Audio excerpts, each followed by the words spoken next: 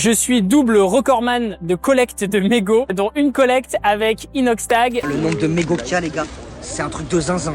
Je t'explique tout dans cette vidéo. Pourquoi on relève des défis pour parler d'environnement? C'est très simple. Les défis, en fait, ça permet d'entrer dans les médias. Donc, on va créer de l'actualité qui va faire en sorte que les médias vont le prendre, le raconter et le raconter sous forme d'émotion, sous forme d'histoire. C'est ça qui va accrocher les gens et derrière, faire accrocher un message qu'on veut faire passer sur l'environnement. De façon très concrète, là, demain, si je veux sensibiliser mes potes, ma famille sur l'impact des mégots de cigarettes, j'ai essayé d'abord de collecter moi des mégots, de montrer à quel point c'est important qu'un mégot pollue 500 litres d'eau, mais ça n'accroche pas, j'arrive pas à les toucher. Et alors, on a décidé d'organiser le record du monde de collecte de mégots à Paris, c'était il y a 4 ans, et on a collecté 855 000 mégots. En une demi-journée, on a montré visuellement l'impact de ce petit déchet. Et pour aller plus loin, on a descendu la Seine à la nage pour retracer le parcours qu'auraient fait ces mégots si on les avait pas récupérés. Et là, on a raconté une histoire, on a touché des gens, à peu près 10 millions de personnes, ce qui aurait été impossible de faire si on n'avait pas eu l'idée de ce double défi de collecte et de traverser à la nage. C'est ce qu'on appelle le biais du messager. On arrive à travers la posture d'aventurière, d'aventurier, d'aller toucher des gens, mais en racontant autre chose que des scientifiques ou des politiques et d'aller toucher une autre sensibilité chez les gens.